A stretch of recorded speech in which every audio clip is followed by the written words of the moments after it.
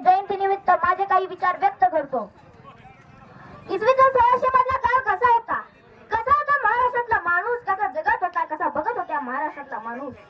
या महाराजाच्या सह्याद्रीमध्ये यवनांचं राज्य होतं। यामध्ये कुतुबशाही, मुघलशाही, निजामशाही नवे तर डच, फ्रेंच, इंग्रज, पोर्तुगीज यासारख्या यवनांचं राज्य महाराष्ट्रावरती होतं। या यवनी शक्तीच्या जुलमामुळे या महाराष्ट्रातील प्रजा कुठेतरी गितपत पडली होती।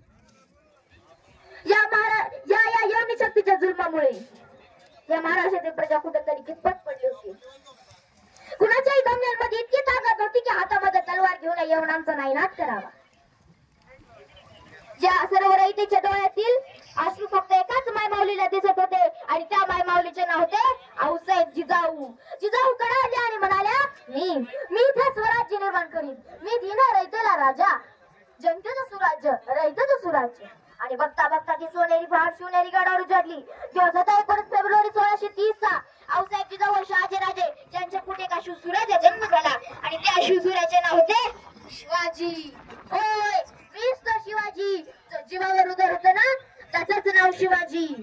आऊसाहेबांनी मला लोकांच्या मनामध्ये स्वराज्य निर्माण करायचा वारसा दिला आहे। या डबागर जाती धर्मातील लोकांना एकत्रित केलं। या डबागर जाती धर्मातील लोकांना मराठा या एका छताखाली जमवलं आणि त्यांना सांगितलं आपल्याला जे स्वराज्य निर्माण करायचं आहे। आणि तेव्हापासून आऊसाहेबांचे संस्कार माझ्यावरती होते।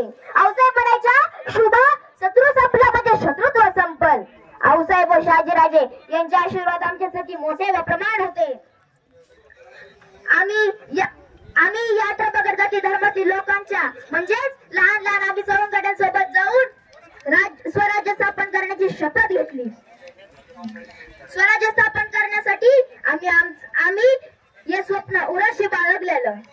झोपलेल्या माणसाला जागवलं, जागवलेल्याला चालायला लावलं आणि चालत्या माणसाला धावायला लावलं। धावत्या माणसाच्या हाती स्वराज्याचे निशाण देऊन त्याला सांगितलं आपल्याला ते स्वराज्य निर्माण करायचं आहे।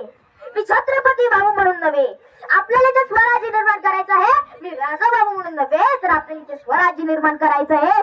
या लोकांवर झालेल्या आणि होत असलेल्या अन्यायाचा बदला घेण्यासाठी आपल्याला ते स्वराज्य निर्माण करायचं आहे पुढच्या पिढीसाठी। आणि आपल्याला ते स्वराज्य निर्माण करायचं आहे गोरगरीब जनतेला ताटमानेनं जगण्यासाठी, गोरगरीब जनतेला ताटमानेनं जगण्यासाठी। आणि आऊसाहेबांनी सुद्धा मावळ्यांना सांगितलं, अन्यायाच्या जुलमात बुडल्या सह्याद्रीचे कडे, अरे अन्यायाच्या जुलमात बुडल्या सह्याद्रीचे कडे, धनधान्याची रास तुडवतात यवनांचे घोडे, धनधान्याची रास तुडवतात यवनांचे घोडे। रयते माझी दुही माजली कुणी न राहता वाली, रयते माझी दुही माजली कुणी न राहता वाली। चला घेऊया हाती स्वातंत्र्याच्या मशाली, चला घेऊया हाती स्वातंत्र्याच्या मशाली। मर्दा हो आणि घे स्वाभिमानाच्या तलवारी, आणि घे स्वाभिमानाच्या तलवारी। आणि जाता जाता मी तुमच्या समोर एक कविता सादर करतो। जत धर्म सोडू हे लढाया तलवार, माझ्या राजानं उघडलं नव समतेचं दार।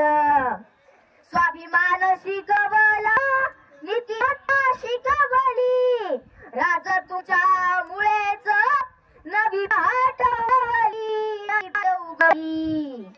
नाही देवाचं उतार तरी देवाहून थोर, माझ्या राजानं उघडलं नवसमतेचं दार।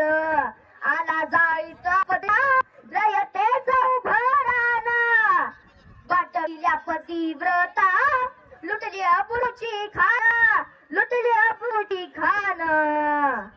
त्याचा कोथळा काढला, माझ केला थंडगार, माझ्या राजानं उघडलं नवसमतेचं दार, माझ्या राजानं उघडलं नवसमतेचं दार।